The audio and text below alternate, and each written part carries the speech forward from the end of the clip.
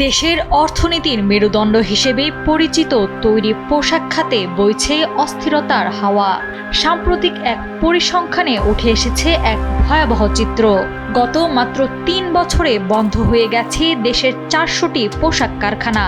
এমনটি জানিয়েছে পোশাক শিল্প মালিকদের সংগঠন Bangladesh garments manufacturers and exporters association BGMEA। ২৬ April জাতীয় রাজস্ব বোর্ড ভবনে আয়োজিত এক আলোচনায় সংগঠনের পক্ষ থেকে এই উদ্বেগের কথা জানানো হয়।